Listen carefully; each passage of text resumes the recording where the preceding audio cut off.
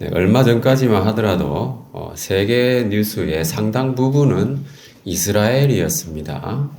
그리고 그 전에는 우크라이나와 러시아가 많은 사람들의 관심을 끌었죠. 그러나 지금은 우리나라가 세계 여러 나라가 주목하는 대상이 되고 있습니다. 자, 이스라엘이나 우크라이나나 러시아나 그들이 세상에 관심을 끌었던 이유는 그들이 평화롭게 잘 살아서가 아니죠. 오히려 그 반대입니다. 전쟁으로 인해서 많은 사람들이 고통받고 그 여파가 온 세상에 미치기 때문이었죠. 우리나라도 그렇습니다. 아무 일 없이 잘 살고 있을 때는 세계에서 그렇게 주목받지 못했다는 것이죠. 지금은 어떤지 모르지만 얼마 전까지만 하더라도 외국인들은 해외 나가서 코리아라고 이야기를 하면 먼저 떠오르는 코리아는 노스 코리아였어요. 왜냐하면은 뉴스에 자주 등장하는 코리아는 사우스가 아니라 노스 코리아였기 때문이죠. 그 북한에서는 한때 굶어 죽는 사람도 많이 있었고요.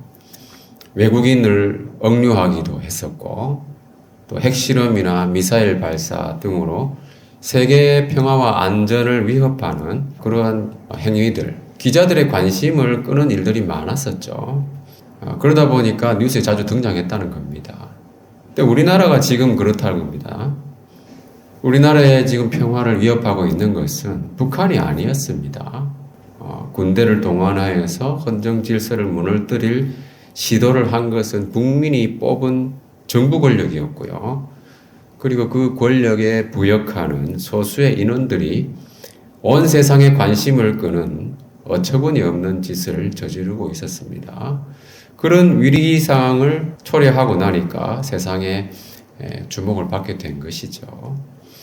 참 아이러니한 거잖아요. 무소식이 희소식이라는 말이 있듯이 평화롭게 살아가는 사람들의 소식은 특별한 뉴스거리가 되지 못하죠. 물론 좋은 일로 인해서 알려지는 경우도 종종 있지만 사건 사고가 터지고 여기저기서 문제가 발생하면서 여러 이슈의 중심이 되는 경우가 더 많은 것 같습니다. 자, 오늘 본문에서는 하나님의 주목을 받는 나라도 이와 다르지 않다고 말씀하고 있습니다. 자, 4절에서는 내가 그들에게 주목하여 화를 내리고 복을 내리지 아니하리라고 말씀하셨는데요. 8절에서는 보라 주 여호와의 눈이 범죄한 나라를 주목하노니 내가 그것을 지면에서 멸하리라고 말씀하셨습니다. 자, 하나님의 눈은 어떤 나라를 주목하시는가? 잘하고 있는 나라를 주목하신다고 하지 않았어요.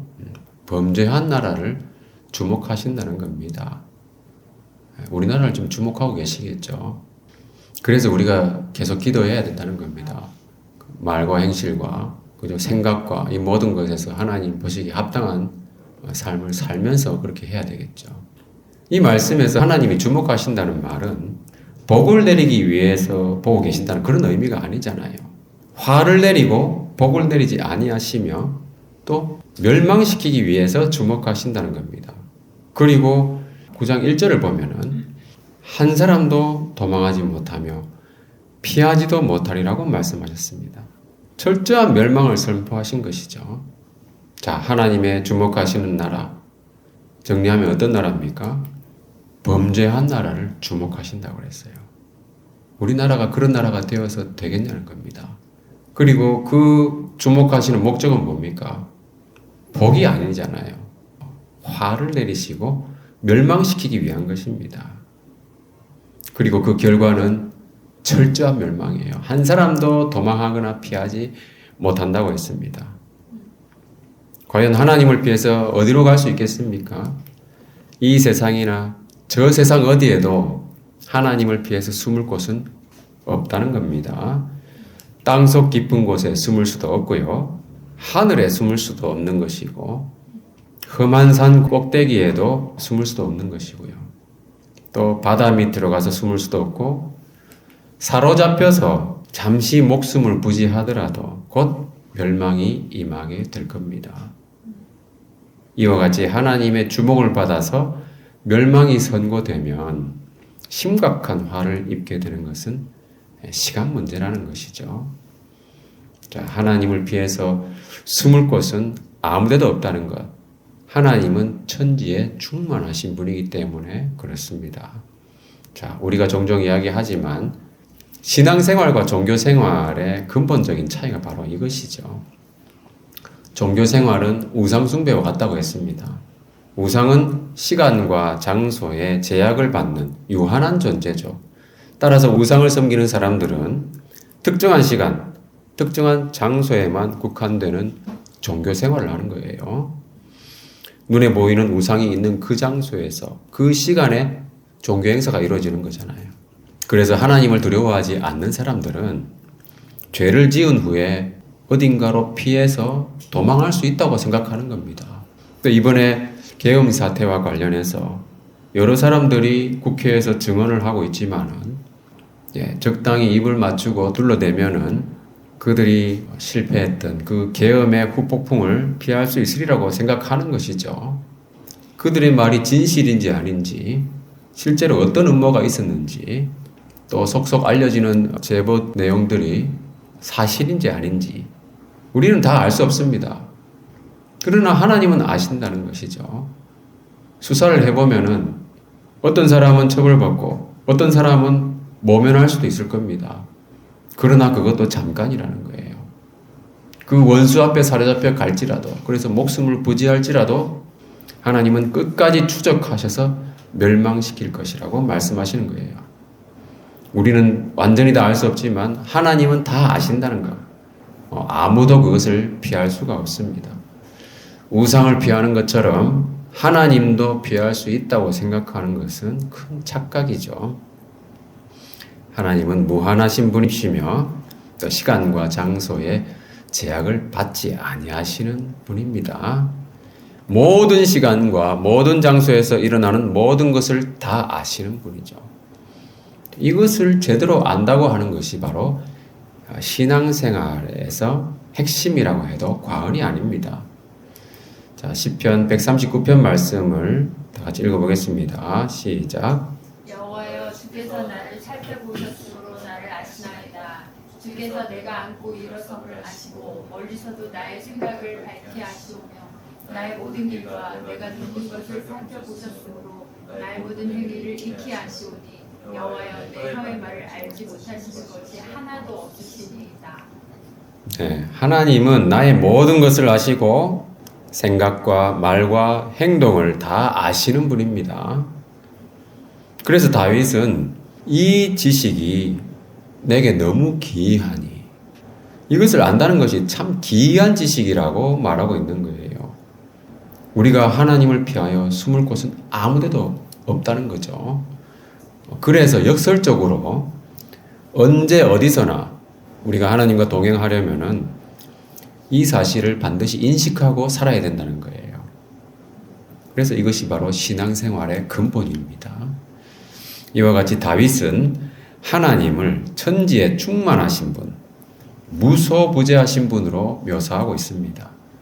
그런데 다니엘이라고 하는 분은 하나님의 이 천지에 충만하신 이러한 모습을 좀 다르게 표현했습니다. 다니엘서 4장 23절에 보면은 하나님 또는 하나님이 보내신 천사를 순찰자라고 표현했는데요. 순찰자에 해당하는 단어는 이르라고 하는 것인데 잠을 자지 않고 지키는 자라는 의미입니다.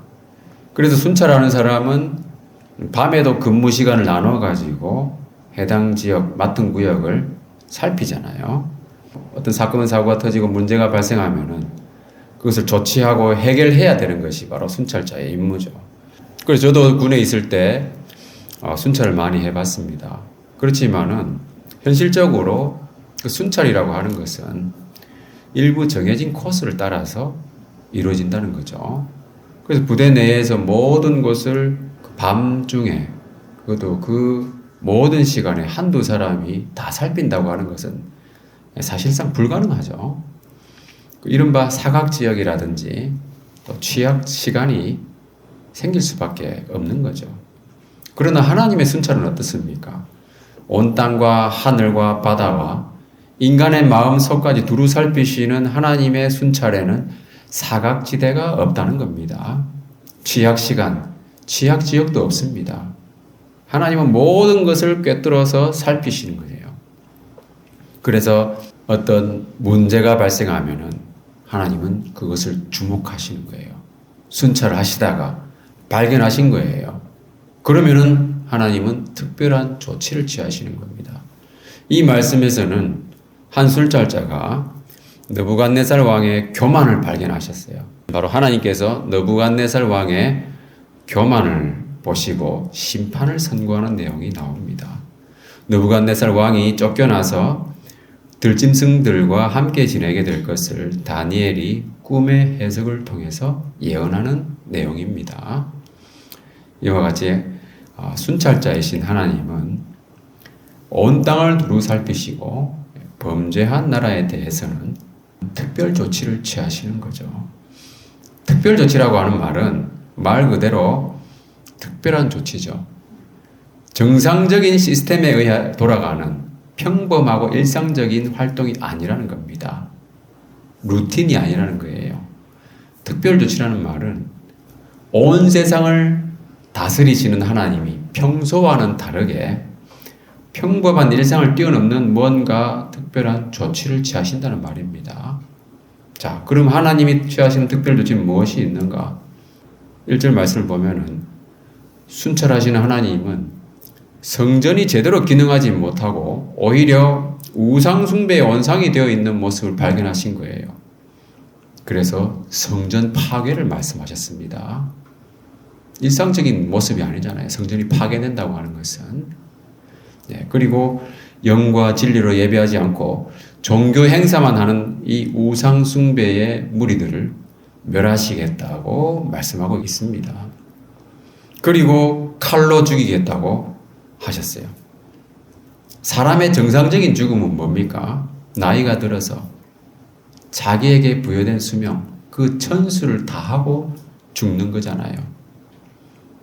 그러나 범죄한 나라에 대한 하나님의 특별 조치는 전쟁과 같은 참상을 통해서 칼로 죽이신다고 하신 거예요. 순찰자이신 하나님은 특별 조치의 일환으로서 성전 파괴를 통해서 우상 숭배의 무리를 멸하신다고 했고요. 또 전쟁과 같은 참상으로 벌하신다고 했습니다. 그리고 하나님은 자연현상을 변화시킵니다. 말하자면 초자연적인 현상을 일으키신다는 거예요. 기존의 시스템에 의해서 돌아가는 우주적인 그 질서를 약간 변경하신다는 거예요. 물론 그것도 물리적으로는 다 원인과 결과가 있겠지만은 하나님께서 일으키신다는 겁니다.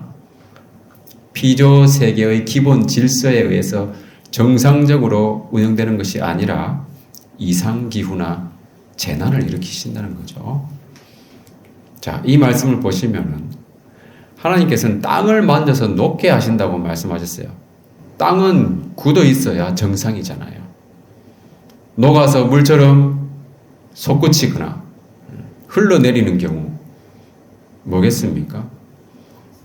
화산 폭발 때 마그마가 분출되어서 용암이 흘러내리는 것이 연상되잖아요. 그 화산 폭발의 파괴력은 그 규모에 따라서 핵폭탄의 수십 배 또는 수백 배에 이른다고 합니다. 그러면 수많은 사람이 죽고 피신하고 그 피해 규모는 이루 말할 수 없는 것이겠죠.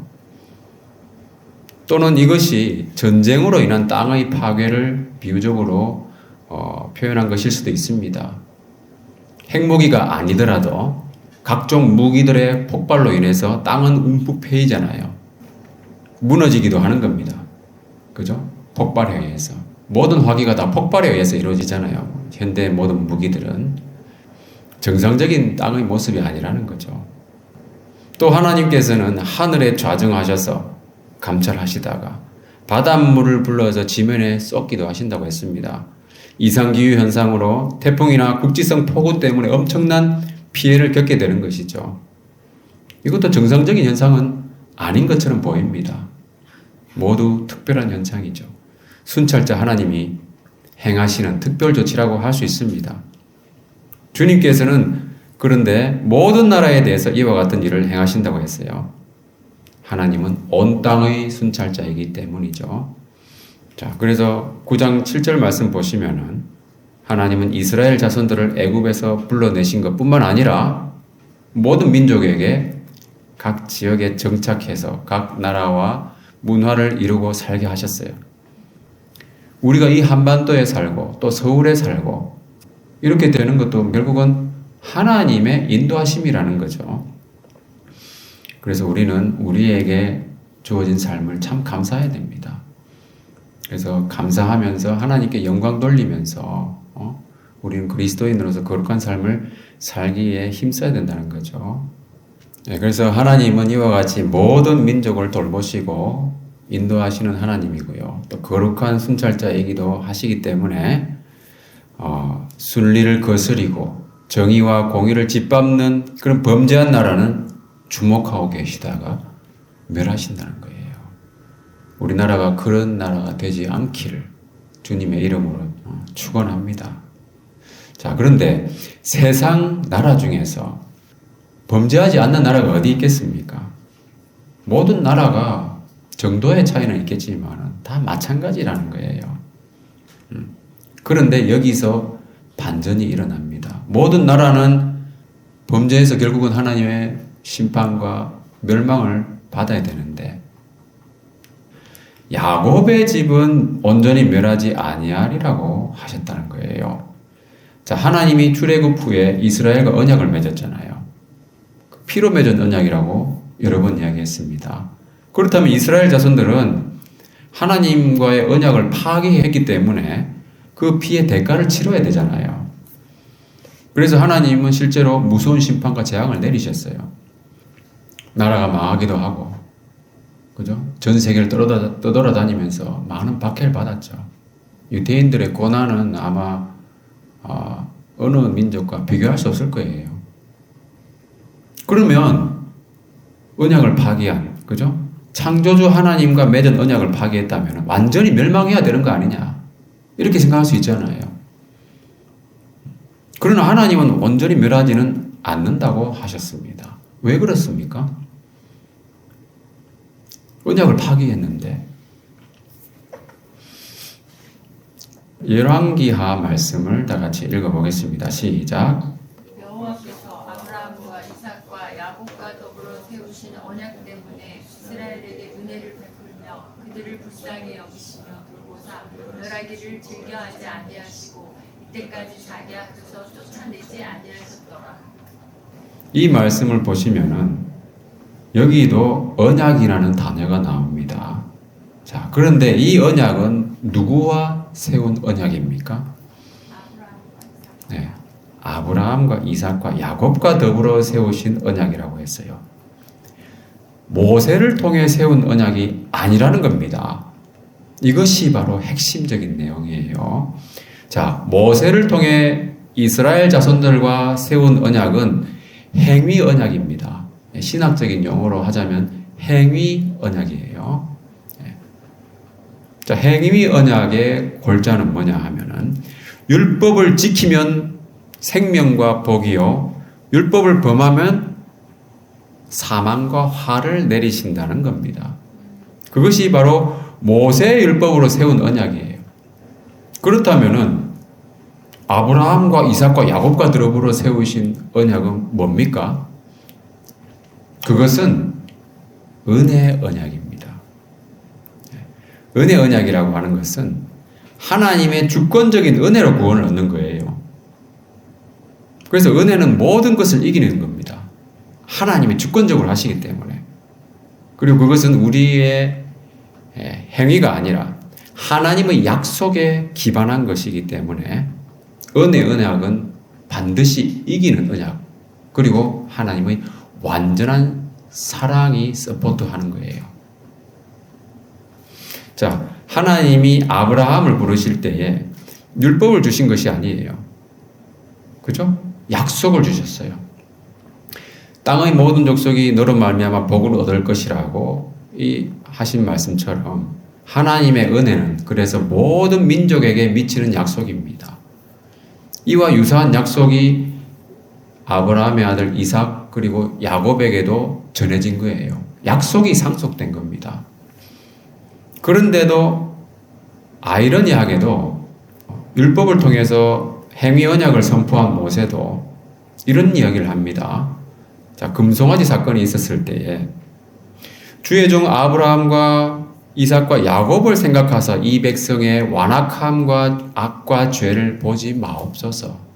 이런 얘기를 하는 거예요. 완악함과 악과 죄가 있지만은 아브라함과 이삭과 야곱을 생각해서 용서해 달라고 기도하는 겁니다. 자, 행위로서는 구원을 얻을 자격이 전혀 되지 못하지만은 하나님의 약속을 믿는 믿음 안에서 구원해 주신다고 하는 은혜를 이야기하는 겁니다. 그래서 율법은 모세로 말미암아 주어진 것이고 은혜와 진리는 예수 그리스도로 말미암아 온 것이라고 했어요. 분명히 다른 겁니다. 율법과 은혜와 진리는 분명히 다른 거예요.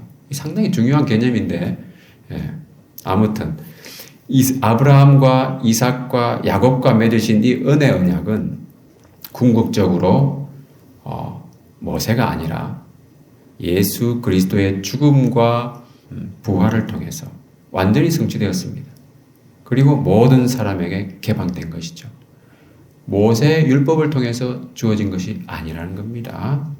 자, 그래서 이 시대를 사는 우리도 믿음으로 이 은혜에 참여할 수 있게 된 것이죠. 얼마나 감사한 일입니까? 그래서 은혜라는 거예요. 우리의 부족함과 연약함과 완악함과 허물과 죄까지도 모두 이기고 우리를 구원할 수 있는 것. 그것은 바로 이 은혜가 그리스도 안에 있는 하나님의 사랑이고 또 이 하나님의 사랑은 완전하기 때문입니다.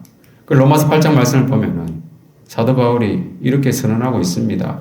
그런즉 이 일에 대하여 우리가 무슨 말하리요? 만일 하나님이 우리를 위하시면 누가 우리를 대적하리요?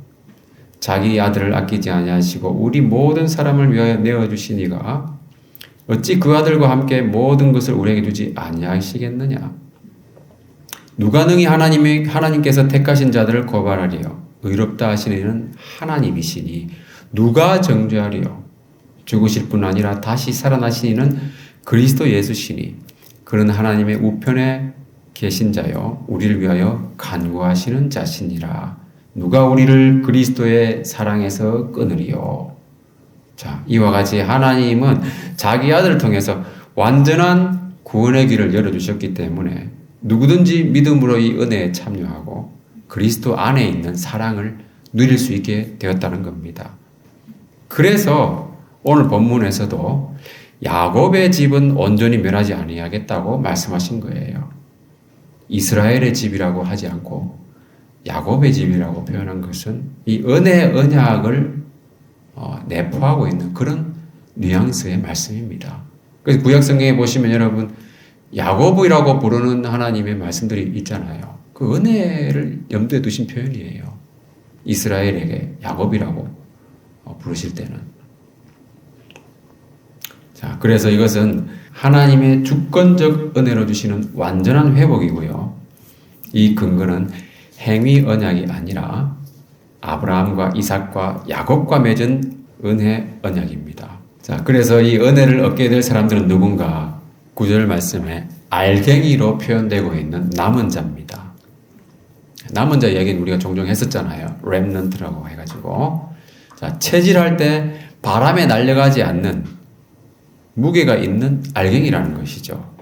이것은 마지막 날에 구원을 얻게 될 의인들을 의미하고 있는 겁니다. 그 하나님의 남은 백성들이죠. 따라서 그 알갱이는 바로 믿음으로 의롭게 된 의인들, 그리스도 안에서 하나님의 자녀가 된 사람들, 우리를 예표하는 말씀이죠. 그래서 우리는 그 알갱이로서 더욱 주님 안에서 말과 행동을 가볍게 하지 말고 무겁게, 그죠? 진중하게 살아가야 된다는 겁니다. 그렇게 하나님께서는 그리스도를 통해서 완성될 하나님 나라를 예언하시면서 또 회복을 약속하셨습니다. 다윗의 무너진 장막을 일으킨다고 했는데요. 이것이 바로 그리스도를 예표하는 말씀이에요. 또 하나님의 백성들이 세상 모든 나라에서 일어나게 하실 것을 약속하신 거죠. 왜냐하면 이것도 하나님이 주도하시는 일이기 때문이죠. 하나님이 하신다는 거예요. 그래서 은혜라는 겁니다.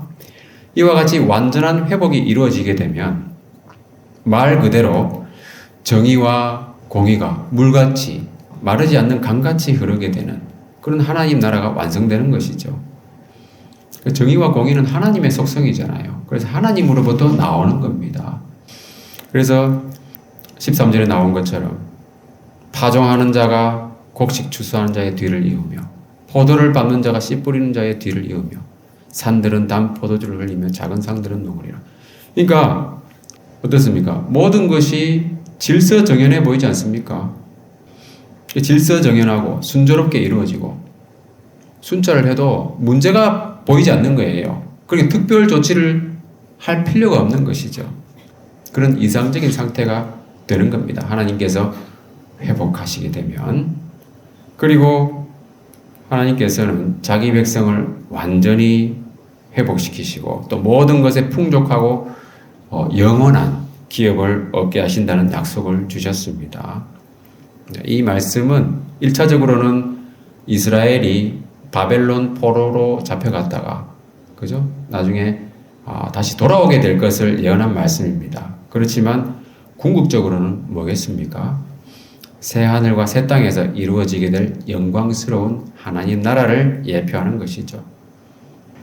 그래서 요한계시록 22장 말씀을 보면은 또 그가 수정같이 맑은 생명수의 강을 내게 보이니 하나님과 및 어린 양의 보좌로부터 나와서 길 가운데로 흐르더라 그랬어요. 생명수 강이 흐르는 나라. 정의와 공의가 하나님께로부터 나와서 마르지 않는 강처럼 흐르는 나라라는 겁니다. 이런 나라에 여러분 살고 싶지 않습니까? 주님 오실 날이 얼마 남지 않았습니다. 이 소망 가운데 우리가 살 수 있다고 하는 것이 참 감사한 것이죠. 네, 말씀을 마무리하겠습니다.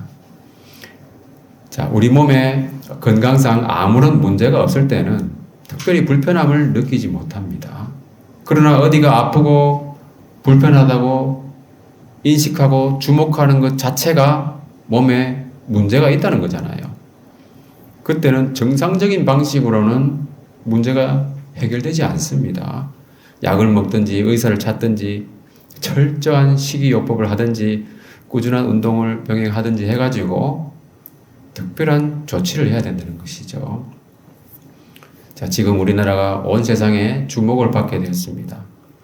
정상적인 방법으로는 국정 운영이 원활하게 돌아갈 수가 없다는 거죠. 국민들이 손을 놓고 있으면은 나라의 정치나 경제나 여러 기능들이 제대로 돌아가지 않는다는 겁니다. 그래서 특별 조치가 필요했습니다. 그래서 시민들이 추운 날씨 속에서도 여기저기서 거리로 뛰쳐나와가지고 탄핵을 외치고 국회의사당 주변에 모여서 외치고 그렇게 했던 거예요. 그리고 어제 대통령 탄핵안이 가결되면서 국회 주변의 거리 그리고 그것을 보고 있는 시민들의 환호 소리가 엄청 났었죠. 그 거리는 그런 기뻐하는 소리로 가득했습니다. 자, 잠언 11장 말씀을 보면은 의인이 형통하면 성읍이 즐거워하고 악인이 패망하면 기뻐 외치느니라고 했습니다. 자, 여러분 즐거워한다는 것과 기뻐 외친다는 것의 뉘앙스 차이를 느끼십니까? 악인의 패망 때 얻는 기쁨이 의인이 형통했을 때 얻는 즐거움보다 더 크다는 거잖아요. 이것이 바로 인간의 심리예요. 지금 상당히 신빙성이 있는 몇 가지 끔찍한 시나리오가 공개됐습니다. 만일 그것이 사실이라면은 반드시 그들은 패망해야 될 대상이잖아요. 악인으로서. 그러나 아직 비상상태는 끝나지 않았습니다. 헌재에서 인용도 해야 되고 새로운 지도자를 뽑아야 되기도 하고요. 그래서 우리나라도 진정으로 하늘을 두려워하고 국민은 사랑하는 지도자가 세워졌으면 하는 바람입니다. 그래서 이 땅에도 정의와 공의가 적당히 흐르고 우리가 고요하고 평안한 생활을 할 수 있기를 바랍니다. 자, 오늘의 마지막 말씀을 다 같이 읽어보겠습니다. 시작. 공의는 나라를 영화롭게 하고 죄는 백성을 욕되게 하느니라. 그래서 하나님의 자녀이자 대한민국 시민으로서 욕되지 않고 부끄럽지 않고 그 우리나라가 또 주님이 다시 오시는 날까지 선교국가로서의 그 영광의 사명을 잘 감당하기를 바랍니다. 그리하여 범죄하여 하나님이 주목하시는 나라가 아니라 하나님이 복 주시기 위해서 주목하시는 나라가 되기를 주님의 이름으로 축원합니다.